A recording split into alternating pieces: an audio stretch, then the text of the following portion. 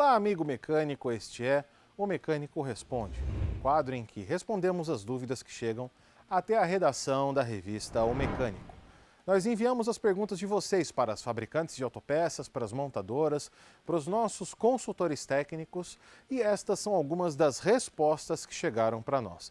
Se você quer enviar a sua dúvida, deixe aqui nos comentários ou mande para redacal@omecanico.com.br. E se você gostar, não se esqueça de curtir este vídeo e se inscrever no canal O Mecânico. Aqui ao meu lado o professor Fernando Landulfo, ele que é professor de engenharia da faculdade FMU e também consultor técnico da revista O Mecânico. Professor, seja muito bem-vindo.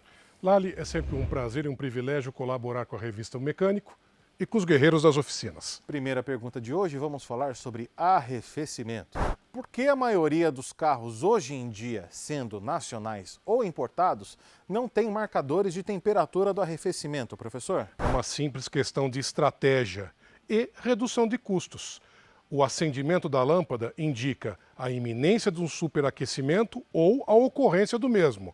Logo, o motor deve ser imediatamente desligado nessas condições. É uma tendência que de quem é entusiasta, né, realmente não dá para concordar, né? A gente não consegue monitorar o comportamento do veículo. A gente espera que as montadoras mudem de ideia com o tempo, né, porque é realmente um indicativo muito importante do funcionamento correto do carro. Próxima pergunta do Bruno Fonseca. Tenho essa dúvida há anos. É ideal utilizar água desmineralizada no arrefecimento? A água da torneira contém cloro, mas a água da cisterna pode ser usada devido não conter cloro? Essa água da cisterna é a água utilizada na casa dos meus avós. Professor, a gente vê muito aqui na internet, muitas experiências, né, do pessoal testando vários tipos de fontes de água para ver quais fontes são menos ou mais corrosivas teoricamente. O que a gente pode indicar para o Bruno nesse sentido? Olha, Bruno, água de cisterna é água de reaproveitamento de chuva. A água da chuva, em primeiro lugar, ela é ácida. Em segundo lugar, ela contém metais pesados que são absorvidos da atmosfera. Em terceiro lugar, a água da cisterna contém sais minerais provenientes da própria cisterna. Ou seja, ela não é desmineralizada. E por essas razões, não é recomendável o seu uso. O melhor é utilizar água desmineralizada, devidamente aditivada. Ou então o aditivo já diluído, né, professor, que é recomendado pelas fabricantes de automóvel. Mas tem uma próxima pergunta que também está nesse universo. Queria saber se eu posso usar o aditivo no carro, depois que se faz a troca da válvula, no caso a válvula termostática, pois estava utilizando água de ar-condicionado. Professor, mais uma vez o pessoal, a gente vê muito isso também em vídeos, colhendo água de ar-condicionado, né, de empresas, né, em que o ar-condicionado trabalha muito, sai uma quantidade considerável de água e o pessoal reaproveita essa água. Porém, ela é própria para utilizar no arrefecimento? Bom, vamos responder a pergunta em partes. Posso usar aditivo? Pode não, deve. Segundo, posso utilizar água de condensação de ar-condicionado? Olha, eu não recomendo. Por quê? Porque a água de condensação de ar-condicionado é uma água contaminada. Contaminada com o quê? Com poeira e com sais minerais que estão depositados no evaporador do sistema de ar-condicionado. O melhor mesmo é utilizar a água desmineralizada, devidamente aditivada ou o aditivo já diluído. Próxima pergunta do Onésimo Ventrese. Nunca dei importância ao líquido de arrefecimento, mas precisamente na água desmineralizada. E quando troquei, o selo do motor furou e junto a colmeia do ar quente. Bom, fiz os reparos e hoje tomo mais cuidados com isso.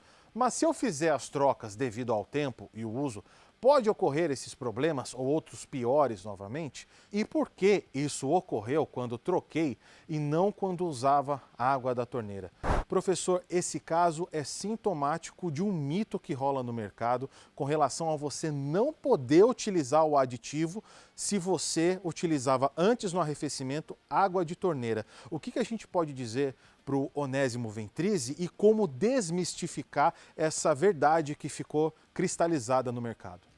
Bom, vamos explicar também em partes o que aconteceu.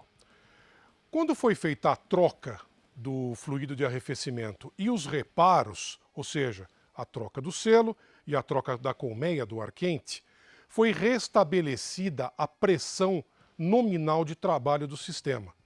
Como o sistema estava trabalhando anteriormente com água de torneira, o que aconteceu? As peças metálicas foram corroendo. Consequentemente, a espessura das paredes foi diminuindo. Quando a pressão foi restabelecida, a parede que estava muito fina acabou se rompendo. Com a troca do fluido e restabelecimento da aditivação, o que vai acontecer? O processo de corrosão vai parar, mas não vai haver recuperação daquilo que já foi corroído. Ou seja, posso esperar um novo furo, um novo dano ocorrer numa peça que já se encontra corroída?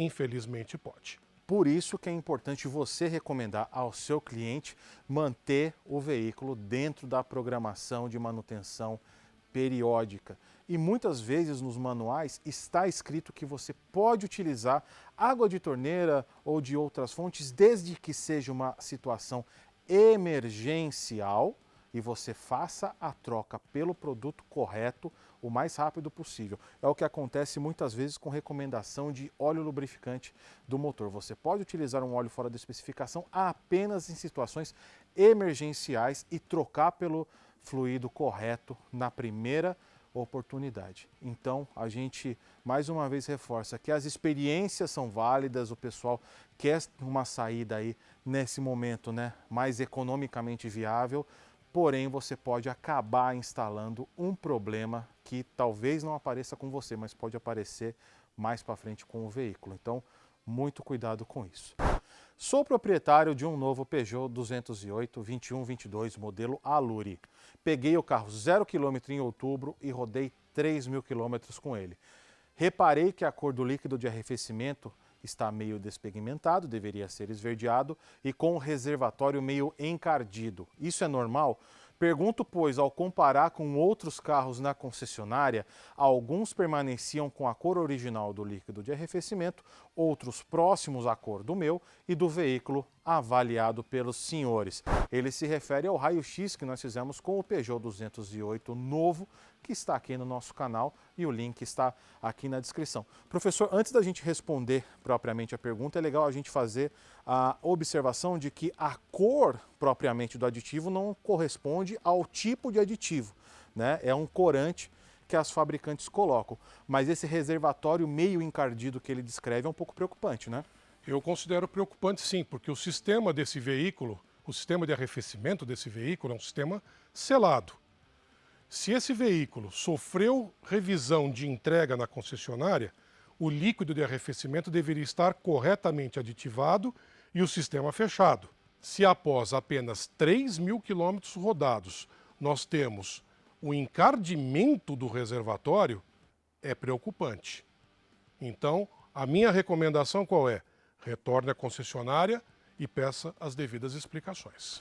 E se você, por algum motivo, completou o fluido de arrefecimento com alguma água por aí, não tenha esse hábito. Muitas vezes o pessoal vê o reservatório de expansão no meio, ou então não exatamente na marca do máximo, e acha que tem que completar. Não é isso. Como o professor falou, o sistema é estanque. Apenas se ele é baixado do nível mínimo, que é algo que realmente deveria ser digno de nota. E mesmo assim, num veículo com apenas 3.000 quilômetros rodados, como o sistema é estanque, a diminuição do nível do reservatório do fluido de arrefecimento deveria ser mínimo, o que não justificaria reposição desse fluido, a não ser que alguém tenha deixado a tampa mal fechada. Mas se você está com o carro parado aí na sua oficina e precisa de atendimento imediato, conheça o Mecânico Pro.